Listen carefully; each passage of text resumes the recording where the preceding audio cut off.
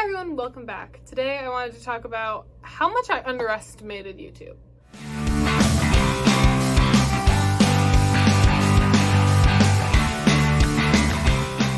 A couple things that have been a little bit more difficult because of my ADHD. And I wanted to share those things with you guys and give you guys a heads up so you know what to expect if you guys are trying to create your own channels. The first thing is eye contact.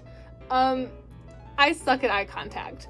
And it's even worse when you have to look directly at a camera and you're expected to make this super great connection with your community and you're talking to a camera lens. It's so strange and it takes a lot of getting used to because there's not a person there. And to be honest, I don't make very good eye contact in person.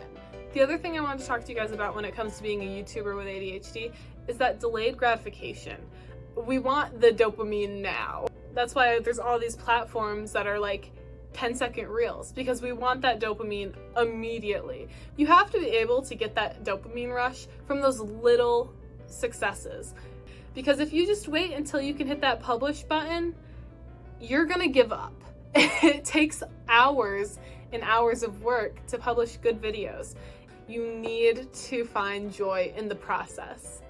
The process is the fun part, where you get to talk about your content. Like, you get to talk about the things that you enjoy, and you have to choose topics that you enjoy or that you're inspired to talk about.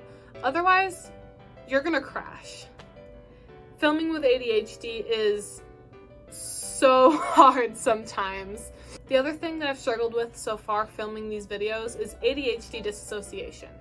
If you want me to make a video about disassociation and how it relates to ADHD in the future, let me know in the comments.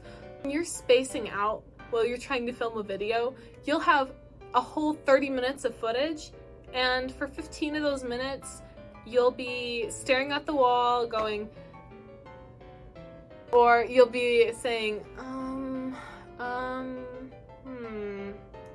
what was I?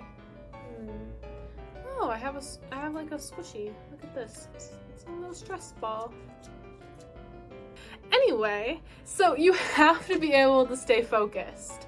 If you can't stay focused, then you have to be able to take breaks, and you have to be able to edit your videos in a way that makes it seem less dull.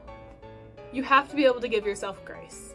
When you're filming with ADHD, it can be so hard to sit there and rewatch your takes and see how quickly you get distracted and how quickly you zone out or lose focus. You have to keep moving forward, and you have to say, wow, this is part of who I am. How do I make it easier next time? Maybe it's limiting a distraction. You can do it. It just takes a lot of practice. You can film it again. There's no rule for how many times you get to do a take. And the next thing that I wanted to talk to you guys about when it comes to filming when you have ADHD is fidgeting. We're fidgeting all the time. And something that can help with that is having a fidget. Now, fidgets can be distracting. Anyway, I have multiple poppets. Poppets are kind of noisy. This one's kind of actually pretty quiet. My little sister gave me this today as like an early Valentine's Day gift. Isn't that cute? A little heart. So fidgeting and being weird while you're filming can make you feel really insecure. You think that you're being really strange, but at the end of the day, you need to be able to find people like you. And in order to do that, you have to be authentic. And the next thing that I wanted to talk to you guys about was struggling with sensory sensitivity. When you're trying to film YouTube videos, it's only natural to want to look your best, to put on that extra makeup or that necklace or do your hair up or put on a nice outfit. But sometimes when you're trying to film a video for a couple hours or more, wearing those outfits can be so uncomfortable. It can make you burn out so much faster. Wear something comfortable. It doesn't have to be fancy for people to like your channel. People shouldn't want to see you uncomfortable. Here we are in a bright room for hours on end filming. It can get very overwhelming, and it's so easy to get overstimulated. turn the lights off every once in a while and take a break.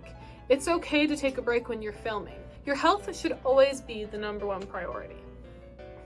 The last thing that I wanted to talk about real quick before we end this video is structure and pressure.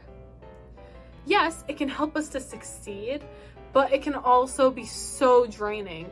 It is so easy to lose inspiration the moment things start to get a little bit difficult. When things start to get overwhelming, we start to shut down. And a lot of times when you have ADHD, like I do, it can be really difficult to pick something back up once you've dropped it, whether that's a craft like crocheting or painting, whatever. And it's the same way with YouTube. If you drop something, it is so much harder to pick it back up. But you have to think about YouTube and everything else in life like building muscle. The more you do something, the more muscle you're building in that area.